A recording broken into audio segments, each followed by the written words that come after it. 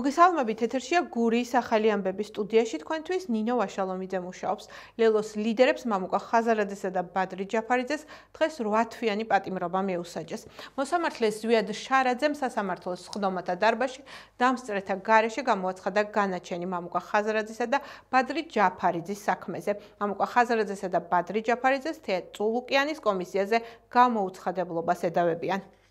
ვამაყობთ ჩვენი ლიდერებით, ვამაყობთ იმ ხალხით, რომლებიც სისტემას ებრძვიან ამ გზით, არ თანამშრომლობით, არ აღიარებით და კი მათ უწევთ ამის გამო თავისუფლების შეზღუდვა, რისიც რეჟიმს ეშინია, ეს არის პრინციპულობა და ერთად დგომა. ამიტომ პირველ რიგში ბუნებრივია ბატონ მამუკას, ბატონ ბადრის ვაშაძეს ყველას უსურვებ, რომ არ მოუწიოთ, ციხეზე არ გადიოდეს მათი ბრძოლის გზა, მაგრამ ამას არ აქვს მნიშვნელობა. თავარია ყველა დავდგეთ ერთად. დავასრულოთ კამათი რაღაცა ადგილობრივი არჩევნების აბსურდულობაზე, ამ რეჟიმთან ეს უბრალოდ არ არსებობს და გავაგრძელოთ ერთად ბრძოლა, მათ შორის მორალურად გამართულებმა. მინდა სოლიდარობა და თანადგომა გამოუცხადო ზურა ჯაფარიძეს ამ გადაწყვეტილებებში, როდესაც პოლიტიკურ ლიდერებს ერთი მეორის მიყოლებით აპატიმრებენ და სასამართლო პროცესები იმართება პრაქტიკულად ყოველდღიურად, მეტყველებს იმაზე, რომ ბიძინა ივანიშვილს ეშინია ძალიან ძალაუფლების დაკარგვის, მისი სისტემა არის ძალიან მყიფე და შეიძლება ნებისმიერ დროს ჩამოიშალოს, ამიტომ ციხის გარეთ თუ ნებისმიერ ადგილას ბრძოლა გრძელდება მანამ სანამ ჩვენს ქვეყანას რუსული რეჟიმისაგან არ გავათავისუფლებთ. ისი პოლიტიკური მოსაზრებები აქვს ეხლა ჯაფარიძეს, რომ ჩვენ ვერ გადავფაროთ ეხლა მისი პოლიტიკური მოსაზრებები. ამ ხალხმა ხელთათმანი ესრულა საქართველოს სახელმწიფოს. თავის დროზე ეს მელიამ გააკეთა და ეხლა აყვნენ ეს დანარჩენები, რომ ეგონათ, რომ ეხლა სახელმწიფო სისტემა არ მუშაობს და ასე შემდგომ.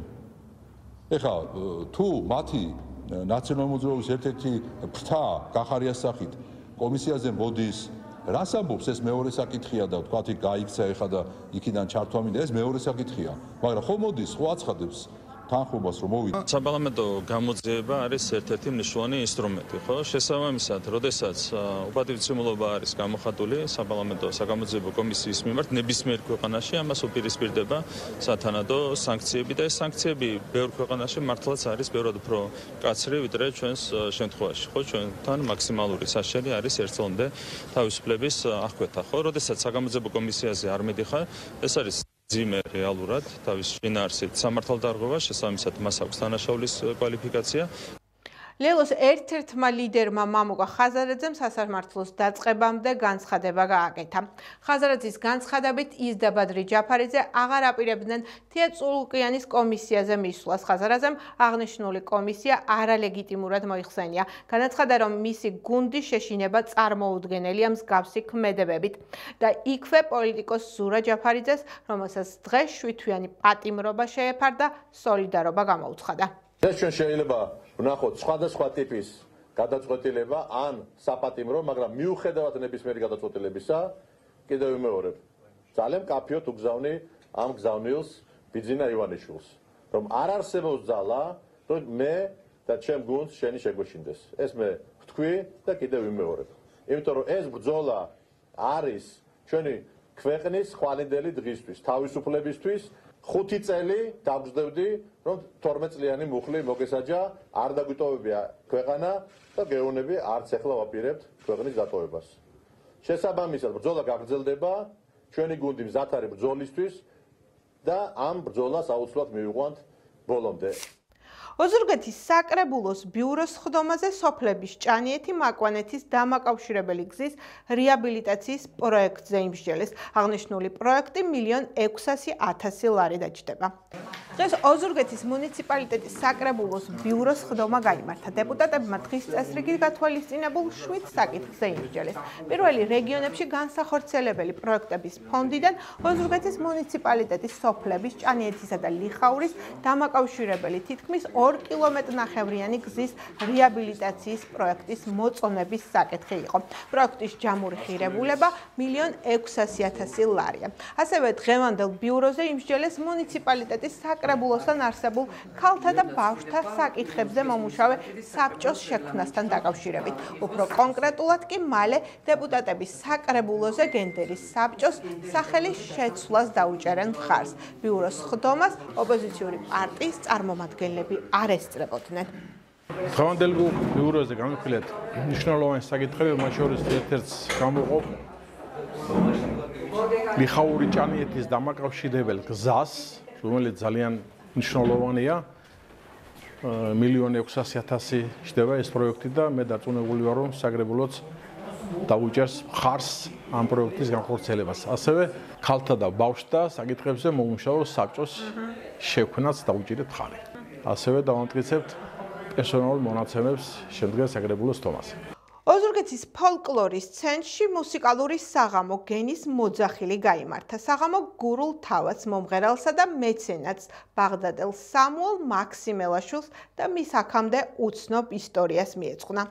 სამუელ მაქსიმელაშვილის სახელი ისტორიამ ფრაგმენტულად შემოგვინახა, თუმცა ამ ცნობიდანაც იკვეთება თუ რაოდენ დიდი ღვაწლი ჰქონდა მას ახალგაზრდების გამოზრდის სიმღერა გალობის საქმეში. მხოლოდ ერთი სახელი ყოფნის ისტორიას, გურიის ბულბულად ცნობილი სამუელ ჩავლეშვილი, რომელიც თავადმა აღზარდა და შემდგომ თავისი სასახლე დაუთმო მომღერლების შესაკრებლად. ღონისძიებას თავად მაქსიმელაშვილის შთამომავლებიც ესწრებოდნენ, რომლებშიც დიდი წინაპრის მუსიკალური გენი არ ჩამქრალა და კვლავ აგრძელებს თავის გზას. საღამო მუსიკალურად მრავალფეროვანი გახდათ. იმღერეს სალოტბარო სკოლის მოსწავლეებმა, ცენტრის პედაგოგებმა ტრისტან სიხარულიძემ, ლაშა ჩხარტიშვილმა და მამუკა სირაძემ. ღონისძიების მთავარი მუსიკალური ხაზი ვოკალურ ანსამბლ ბათუმს მიჰყავდა, რომელმაც მსვენელი მრავალფეროვანი რეპერტუარით დაატკბო.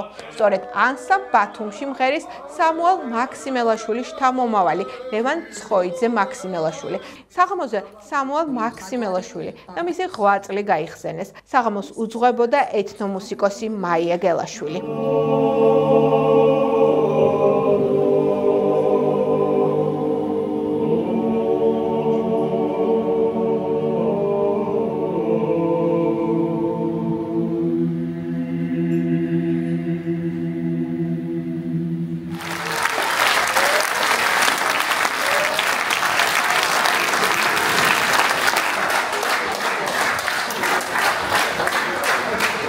დღეს ოზურგეთის ფოლკლორის სახელმწიფო ცენტრში გაიმართა საღამო გენის მოძახილი, რომელიც მიეძღვნა ბაღდადელ თავადს, თავად საოცრად კარგ მომღერალს და მეცენატს სამუელ მაქსიმელიშვილს. ეს გახლდათ თავადი, რომელმაც ძალიან ბევრი ახალგაზრდა გამოზარდა, არ დაგიდევდათ, იყო თავადი თუ გლეხი, მიყავდა თავის სახლში, აცხოვრებდა, ასწავლიდა ხალხურ სიმღერა გალობას და ერთ-ერთი ყველაზე ცნობილი მისი მოსწავლეთაგანი გახლდათ სამუელ ჩავლეშვილი, რომელიც გურის ბულბულად არის ცნობილი. დღევანდელი საღამოს მიზანი გახლდათ მაქსიმელიშვილის ღვაწლის აღნიშვნა და ასევე მისი აქამდე უცნობი ისტორიის გამომზეურება.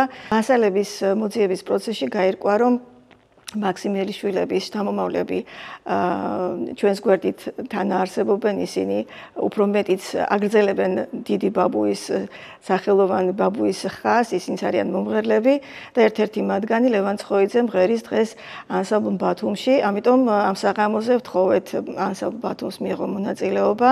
დღეს ძალიან ამაღელვა სიტუაცია, როცა საფლავზე მოვხდი ჩემი დიდი წინაპრის ცნობილი მომღერლის და პედაგოგის ბატონი სამუელ მაქსიმელიშვილის საფლავზე და რაღაც ისეთი გზნობა გამიჩნდა, თითქოს ლოდი მომწყდა რაღაც ისეთი რაღაცა. მივხვდი, რომ ჩემს მამას, ჩემს შვილებში ეს სიტუაცია, ეს გენი მოდის. ჩემი შვილები და შვილიშვილები აგრძელებენ ამ ტრადიციას და ვახარებს, რომ გენი იმათი მოდის და ასე ლამაზად მიდის ეს სიტუაცია. დღევანდელი დღისათვის მადლობას გადავუხდი მთელი სოფლის საზოგადოებას, რომელმაც თავი გამოიჩინა, შეხვედრა მოგვიწყო არაჩვეულებრივი, ემი და არაჩვეულებრივად მოვეფერო ორგანიზატორებს, ვის დღევანდელი დღე მოაწყო და საზოგადოებას, რომელმაც დარბაზი დაამშვენა. ამ გვარის და განსაკუთრებით სამუელ მაქსიმელიშვილის ძიებას მე მოვანდომე ძალიან ბევრი წელი. ოზურგეთი განებივრებულია ფოლკლორის ცენტრებით, ერქომაიშვილების ცენტრი, დუმბაძეების ცენტრი, ჩხიკვიშვილების, ბევრი დოლიძეები, ძალიან ბევრი და ეს ერთი მაქსიმენიშვილების ნაღვაწი იყო რატომღაც ისე რა ცნობადი. 2013 წელს გავიცანი ბატონი უმცროსი ცხოიძე. სრულიად შემთხვევით. ბატონი აზორ ერქომაიშვილის დამსახურებით და ვახსენე თუ არა მაქსიმენიშვილი ლევანმა მეთხრა დაღუნა თავი და მე ვარ მაქსიმენიშვილი. ამ დღიდან დაიწყო უკვე ჩემი აღმაფრენა რომ ვიპოვე. მე ვიცოდი რომ ესენი არსებობდნენ დედაჩემისგან, მაგრამ კონტაქტი არ მქონდა და არ ურთიერთობდით ერთმანეთთან. უფალმა ინება ფოლკლორის ცენტრი ჩაერთო, ინგა დაიტერა, ბევრი მეწეხა ჩამოვთვალე, ბევრი გვარი, რომელსაც ყველას მადლობას უხდიჯებ გვერდზე დგომისთვის და გათენდა ეს ბედნიერი დღე. ერთი ცხოიძეების გვარი, რომლებიც სინამდვილეში არიან მაქსიმენიშვილები, დაბრუნდა ოზურგეთში. პირველ რიგში უდიდესი მადლობა მინდა გადაუხადო დღევანდელი საღამოს ორგანიზატორებს, ალბატონებს, ბატონებს მობრძანებისთვის და ძალიან მიხარია რომ ჩემი ფესვები, რომელიც მე ვთვლიდი რომ დაკარგული იყო, დღეს გამიცოცხლდა და ამით კმაყოფილი და ბედნიერი ვარ. მე მივესალმები ჩემს კუთხეს, გურიას და დღეს იყო ზეიმი, მაქსიმენიშვილის ზეიმი და მე ვილოცო მე ბედნიერი ვარ რომ ამათ გვარიდან მამაშვილი არის ჩემი ახლო მეგობარი. მეგობარი და შვილი ჩემი ანსამბლის წევრი და ჩვენი შვილი. მინდა წარმატებები ვუსურვო და ეს მომდევნო დღე იყოს მაქსიმენიშვილების და ცხოიძეების ერთად ბედნიერების შთაბეჭდილებების ქვეშ ვარ გურული სიმღერა ეს ძვირფასი და ფასდაუდებელი რამა სოფლიო კულტურისთვის აღფრთოვანებული ვარ როგორც უკვე პროფესიონალი მომღერლებით ასევე ბავშვთა ანსამბლით და შთაბეჭდილებების ქვეშ ვარ სუბუქი და ულამაზესი ხმები მოვისმინე თავისუფლება და ჰარმონია იგრძნობოდა მათგან სამხმიანი სიმღერა უნიკალურია მიხარია რომ ასე უფრთხილდებიან და ინახავენ მას უფროს და უმცროს თაობებს შორის კავშირი არ იკარგება და თაობიდან თაობებს გადაეცემა